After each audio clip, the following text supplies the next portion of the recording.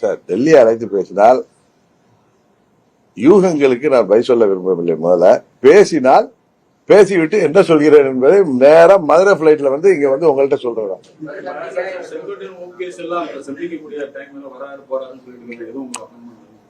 செங்கோட்டையன் அவர்கள் ஒரு senior leader. 2016 அம்மா அவர்கள் மாறிய பிறகு, எங்க சித்தி முதல்வராக முடியாமல் போன பிறகு, அண்ணன் பழனிசாமி முதல்வராக்கப்பட்ட பொழுது, கவர்னர் வித்யாசாகர் இருந்த போது அவரை சந்தித்து ஆட்சி அமைக்க நேரம் கேட்ட பொழுது, அப்பொழுது என்னோடு வந்திருந்தவர் யாராலும் தெரியும். அப்பொழுது செங்கோட்டையன் அவர்கள் என்னோடு வந்திருந்தார். அப்பொழுது அவர் ஒரு மூத்த நிர்வாகி.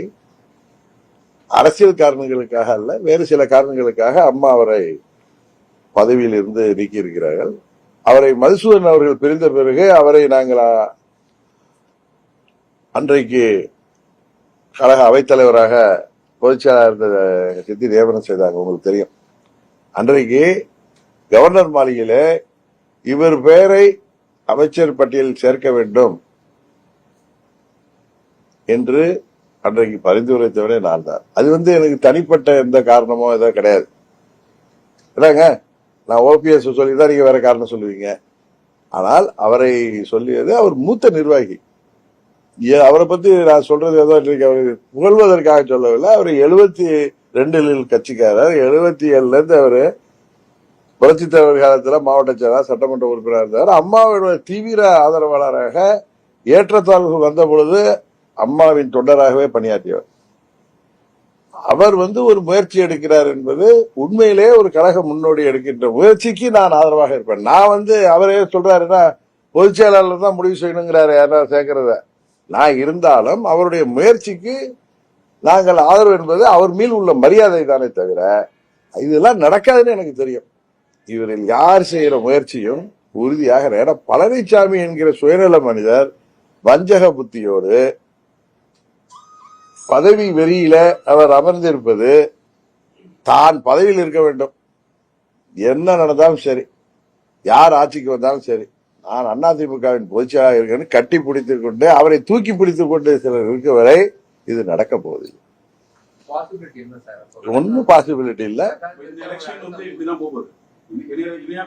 பழனிசாமி அதிமுக பொதுச்செயலாளர் இருக்கிற வரை, அவர் இரட்டை இலை சின்னத்தை உரிமை கொண்டாடுகின்ற வரை, முதல்வர் வேட்பாளராக இருக்கின்ற வரை அம்மாவின் தொண்டர்களுக்கு வெற்றி என்பது அது எட்டாக்கடியாகத்தான் இருக்கு. நீங்க எப்படி கேட்டாலும் நான் அதான் சொல்றேன். இது ஏதோ தனிப்பட்ட விரோதமோ ஏதோ கிடையாது. யதார்த்தத்தை சொல்கிறேன். நேற்று துணை முதலமைச்சர் சொன்னது எது என்பதை உங்களுக்கு அதன் விளக்கத்தை சொல்கிறேன். சரிதானே? எங்க நீடு வெற்றி இருக்காரு பாருங்க. சும்மா போட்ட வளன்னு அந்த ஒரு இன்டர்வியூவே அதோடைய அதையே அதை ரொம்ப நீர்க்க போறாரு சார். நாங்க கிளியரா எல்லாம் உங்க முன்னாடிதான் சொல்லிட்டேன். எங்கள் வழி தனி வழி. நாங்கள் அமைக்கின்ற கூட்டணி உறுதியாக வெற்றி பெற போகின்ற கூட்டணி. அவ்வளவுதான். அம்மா மக்கள் முன்னேற்ற கழகம் உறுதியாக அமைக்கப் போகின்ற கூட்டணி தான் தமிழ்நாட்டிலே ஆட்சியிலே அமரப்போகிற கூட்டணி. அவ்வளவுதான் நான் சொல்ல முடியும்.